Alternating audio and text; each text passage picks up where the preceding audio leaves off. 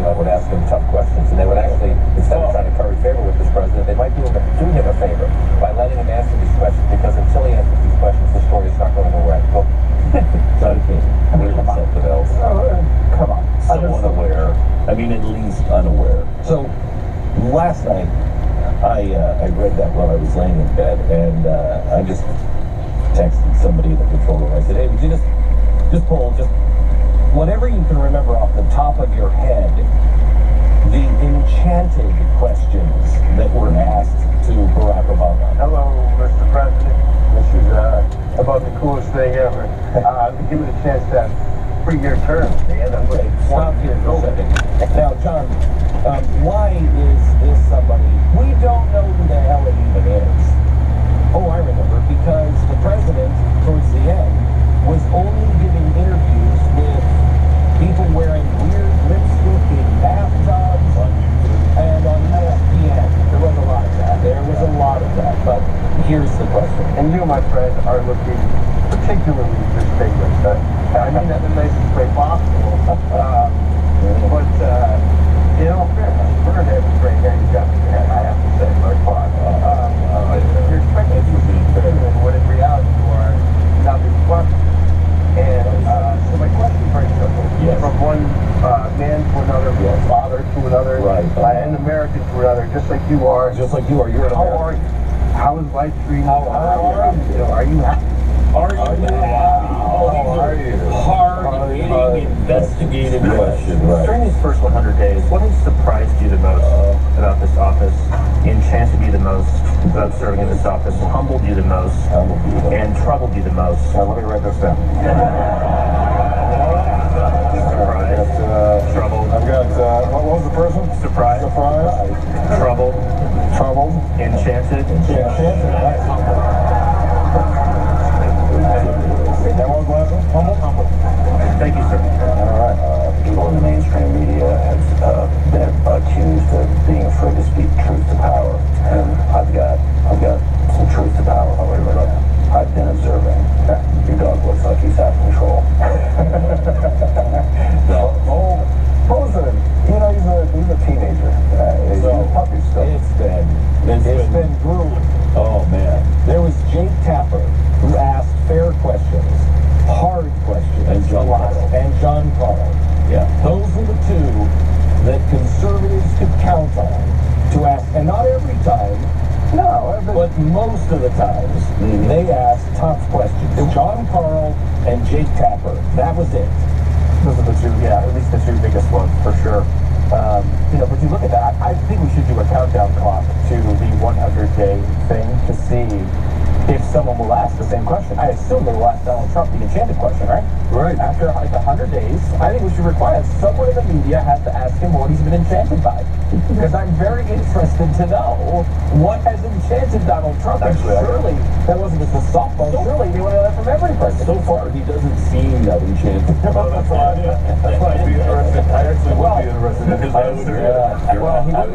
I think it'll probably be Meatloaf, right? The Meatloaf. Oh my gosh, have you heard this? The press is fascinated with Chris Christie's story about how Trump, I guess, forced him to order meatloaf. Yeah, and it's an actual news story. It's entitled, this is from the Boston Globe. And it's in the Washington Post, too. Is it? Christie says Trump made him order the meatloaf at meal together. What? Now, how is this a story? I think it's a story, man. Because first of all, when you hear that Chris Christie, this big fat guy, was forced to order meatloaf, it makes you laugh. Yes, it does. And that's why it's a story to me, because I think it's funny. I would argue, I think it's the same thing to the Boston Globe. I think they just think it's funny that this big fat guy was forced to be ordering meatloaf. But I can't explain why that's funny. I think this is see, he's a fascist.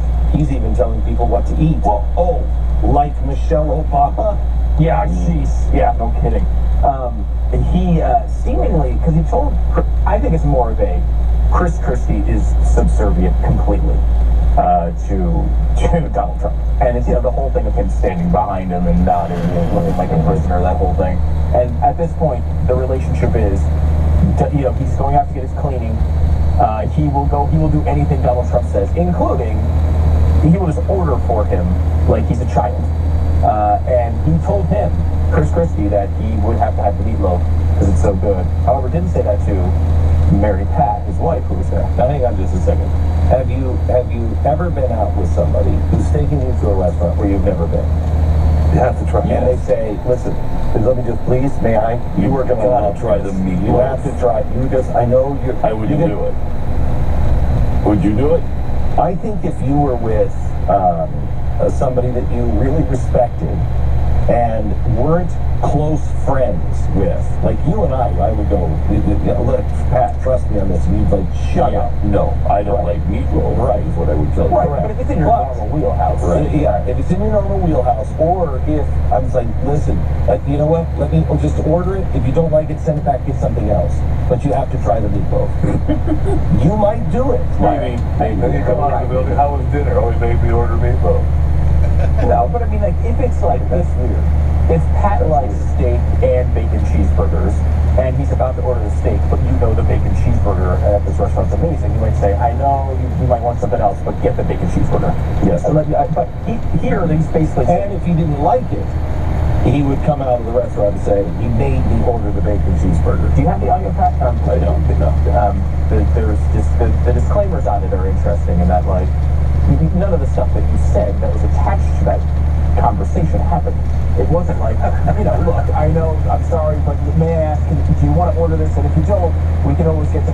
It was more like Chris will have the meatloaf. Here's the quote.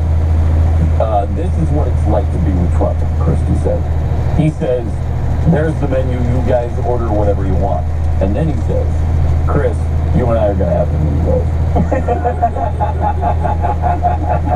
Well, that is a little bit different. That's a little weird. That is weird. That's a little weird. I mean, to be fair, he'd probably just assume Chris Christie eats a lot of meatloaf, and probably wouldn't really like this meatloaf. Why would you think this? Because he's a fat guy like you are. Totally. And by the way, the host in this particular segment was, I believe, Craig Carton from WFAN in New York. I think it's him. And he's talking to him, and he is busting on Chris Christie for saying, you're a man. If some guy tells you you're going to have a meal, you say, no, choose what I want. I don't care if it's the President of the United States. It's a good point. Stand up for yourself. It's a great point. This doesn't say anything about Trump. It says something about Christie. Yes. Again, I know. And you say, you and I are having the meatloaf. you girls, Jackie and Tanya, you can have whatever you want. You and I are having the meatloaf, Pat. I'm like, well, no, I don't like meatloaf. I don't want the meatloaf. But again, if you are, and I don't know how far in their relationship they are. Well, far enough that he's not working in the administration. I mean, at that point, I don't know where he is in the relationship. I don't know if this is a restaurant he's been to. No, it's the White House, I think. It was the White House. Oh. Wasn't it? I mean, they're talking about the actual... They're talking about the White House. There's a menu at the White House where they'll have like 4 or 5 things that are there. However, if you don't want one of those, they'll make whatever you want. Was essentially the premise of the meal. Okay. They describe that in the larger conversation. Chris, you and I this is when Chris was still up for a position? No, it's recent. It's the past weekend. Past weekend, that is weird. Right? And That is weird. I do say at that point, no, Mr. President, I had the meatloaf. While I was standing behind you, I had the meatloaf. I don't even like the song 2 out of 3 ain't bad. I'm not having the meatloaf. Okay? But it's the larger conversation is this sort of like subservient media. These people, they do that. And the idea that you could call out conservatives, you could call out conservative outlets for not questioning, especially after this past campaign where there were so many. It was a giant story for a year that Republicans and conservatives were constantly questioning things that Trump did. Yeah. And that has continued, by the way, through the beginning. Would there have been, how critical have we been of the Michael Flynn appointment from the beginning? We didn't like it. We've talked about that. We've talked about the good things. We've talked about the bad things. That's what you're supposed to do as journalists. The problem was that was not applied by liberals to Obama. Ever. Or at least extraordinarily rarely. It was occasionally it happened, but it was There were some outlets who applied, but never, like MSNBC. They never. No, exactly. At the very end, yeah, they did. Let me take a break, because I want to come back, and I want to send a message to the GOP about Obamacare. We'll do that when we come back. When it comes to protecting your most valuable items, what do you trust? My guns are in a Liberty safe, and I know nobody's going to get into the Liberty safe. They're bolted down. It's virtually impossible. Yeah, they're bolted down to the ground. You go to their website, you see their website, and, you know, they're dropping the competitor's safe on a Liberty safe. Yeah. From a 2-story building. It's fun to watch. It is. The Liberty safe, it doesn't move. The competitor's safe busts open like it's made of paper. Mm-hmm. They think, okay, well, let's drop a Liberty on the competitor's safe, because maybe it's which one's falling. No. The Liberty safe is just standing on top of the competitor's smash safe. It's amazing. You're just not getting into these things. The other thing is, they look great, don't they? They're just great looking safes, and you could almost use them as a piece of furniture. People do. Yeah. And I know one of the big places looks great. A lot of places people put it in their front room. Yeah. It's going to be the nicest thing in your house, and project it even bigger than his house. So my fat boy? Yeah, your fat boy. It's the nicest thing in his house, and it's larger. Well, he puts his bed in there. That's true. He gets his bed in there. Jeffy's standing up, as you'd imagine. They're saying, that's like a horse. Did it have to really go to this? Like a horse? Did it have to go to this? Jeffy, are you saying? We're just coming off the Chris Christie meatloaf story. He's fat like you. I know. And you're going to let that one go? That's why I feel so. Okay. You're going to be crying yourself to sleep on a giant pillow tonight. Inside your fat boy safe. Be sad. Anyway, Liberty Safe, they are the exclusive makers of the Cabela safe. So when you buy a Cabela safe, you're really buying a Liberty safe. Cabela's is having their, excuse me, I'm pouring the snot out of myself. Cabela's is having their Second Amendment sale, where you can save hundreds of dollars on select Cabela safes made by Liberty. The handgun vaults are on sale for those who want quick access to firearms and valuables. Check out the amazing deals now at Cabela's. All Cabela's branded safes made in the U.S. by Liberty Safe, and they include the Liberty's lifetime warranty. Go to libertysafe.com or visit your nearest Cabela store to see them. libertysafe.com or Cabela's. The Clear Bank Program. Mercury.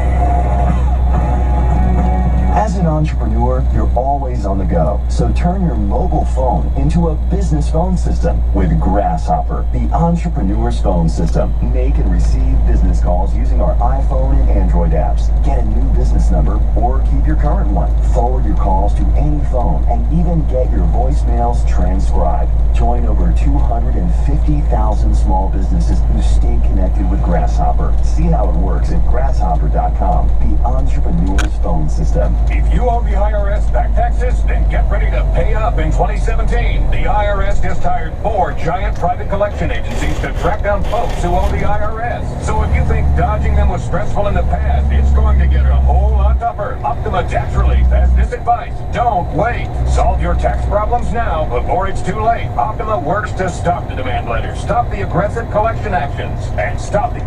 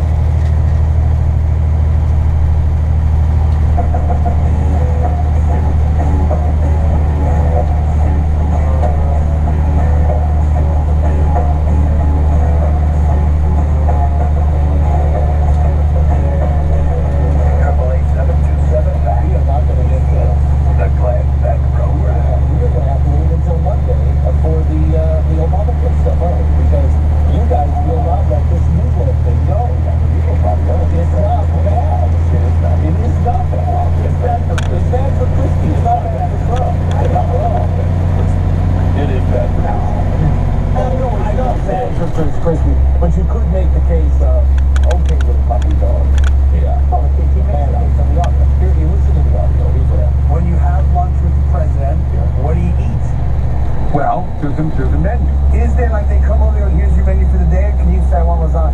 You can do both. You can. Basically, what he explained to you was, here's the menu, but if there's something else you want, just tell them they'll make it. So did you order the menu, or do you go through? Well, here's what it's I go crazy Well, on just say, truffle. this is what it's like to be with Trump. Okay? He says, here's the menu, you guys order whatever you want. And then he says, Chris, you and I are going to have the meatloaf. Yeah, and I said, well, we're going to have the meatloaf? And he said, I'm telling you, meatloaf is fabulous. Did you have the meatloaf? I did. It's a master. No.